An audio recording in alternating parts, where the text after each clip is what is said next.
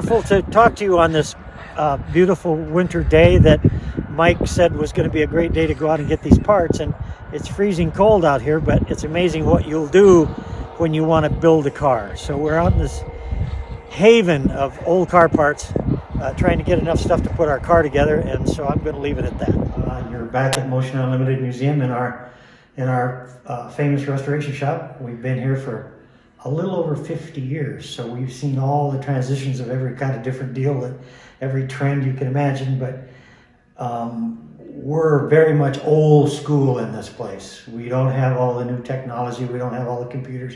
Everything is done pretty much old school. And so I would like to talk to you today about what we've done so far with the Jewel.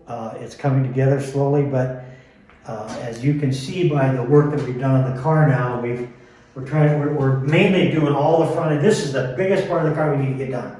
So we're mainly concentrating on this. The rest of the car is going to be a piece of cake. But all of this has to be sanded by hand. All these little pieces down here, we don't have, and I don't even know if they make anything that will sand this stuff that's powered. But anyway, what we had to do is that Dick had cut this panel off the bottom here. And so I didn't even know it was gone until we went up to the salvage yard and found one of these panels. And I told Mike, I said, we need to get this panel because I think I know where it goes. And so we bought this bumper valance, what they call it. And I welded that back underneath there where it was supposed to be, and then welded a piece across the front, tied this all in one piece now. So that's all coming together the way it originally was on the Jewel. And come to find out, we found a picture of the Jewel, and sure enough, this is exactly what it looked like back when Jim and Dick had built this front end. This was pretty much the way they did it. So we got real lucky there.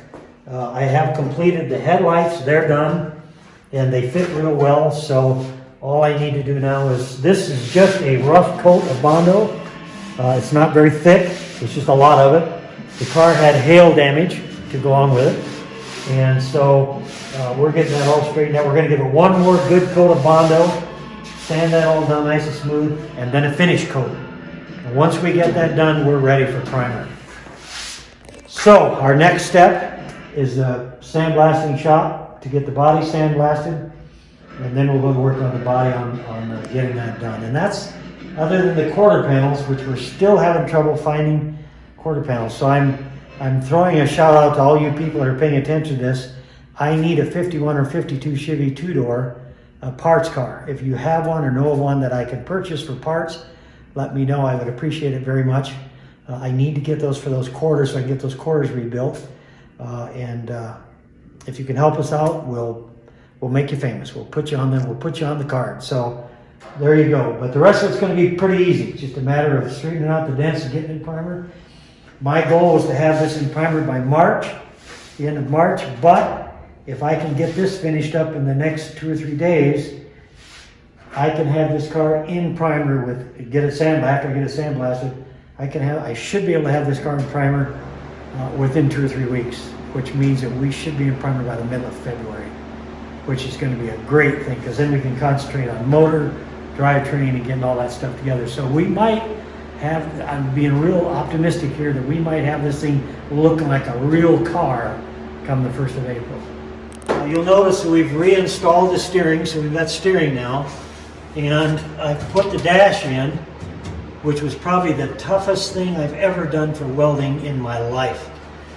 This dash was all one piece, this whole works. And so what I had to do was I had to cut this dash out of the old piece that we were using for parts far enough up inside in here that I could clamp this together and weld it from the back side. So I had to stick my head up underneath there to weld that all along this on the inside, which meant that my head was about this far away from my welder. I did get burned a few times, and I know I sound like I'm whining, but it was pretty difficult to do to be able to see, to get up in there to weld that up, but it's done. It looks good. It's solid. Hi, I'm Tom Kurgan, and I'm inside the Jewel, and I'm a Council of the Cobblestone member for the last 20 years, and I also play around with upholstery, and I am going to do the upholstery in here. So I had talked with Jim a couple weeks before he passed about the car, and he called me and asked me if I would do the interior on the car, and I was obviously pretty excited about that. So we talked about what the interior was originally like, and he wanted it changed just a little bit because it had big red diamonds in it, one big diamond in each seat, and he wanted 2 instead. But that was about the only change. So Bill and I have been talking about the interior, and it's going to be the original white with red diamonds and pleats, and I'll be starting on that soon.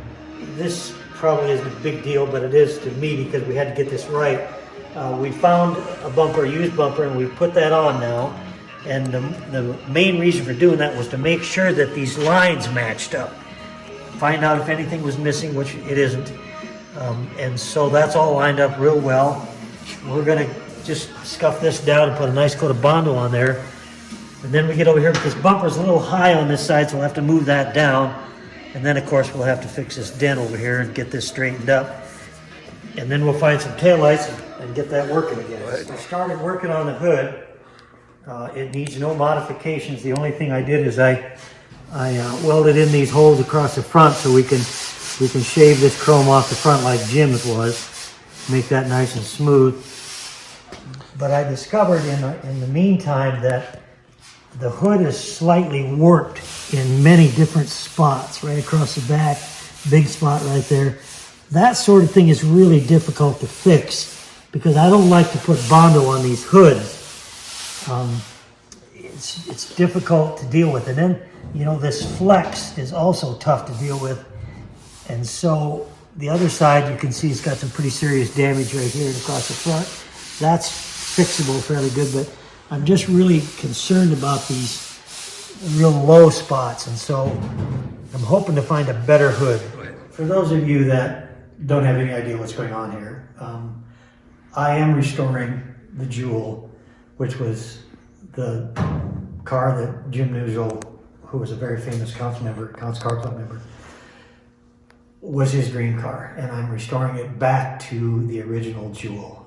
And this has just been a dream of mine to build a car like this, and now we have the opportunity to do so. And so this is a piece of history we're doing right now, and it's pretty exciting. And I want to give my heartfelt thanks to many people that have helped me.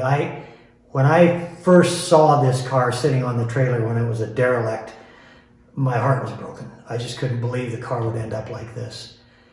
And then I found out they were going to cut it up and make a wall hanger out of the front fenders, but I just couldn't hardly believe it.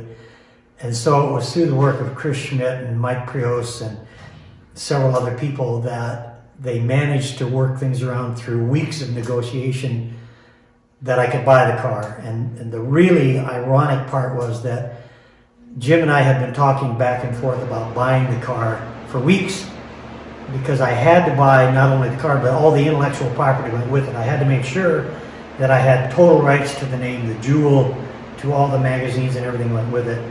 And we got that completed on a Monday, and Jim died on Friday. So he didn't get to see anything that we are doing here today. And at that time, I thought that this was just going to be one of them deals that I was going to do on my own, like I've done for my whole life. I've never really asked people for any help. I've always just gone ahead and done it. And Mike Prios and Chris Schmidt have helped so tremendously. Steve from Black Hills Masonry, what's Steve's last name? Kroger. Steve Kroger has sandblasted it and has really helped immensely. And Tom Gorgon is doing the upholstery for us, which is going to save me 6 weeks worth of work at least. And I am just overwhelmed that these people have come forward and taken the time to help me with this car that they really don't have an investment in other than a deep friendship for Jim. And I am also just humbled by the love that they had for Jim, that they were willing to do this. And so for those of you that are just watching this second video, we're going to do enough videos to finish, go all the way to the end of the car. I hope you enjoy watching it, but I want you to know that the world is full of a lot of really good people, and you're looking at a bunch of them that are working on this car. today as we speak.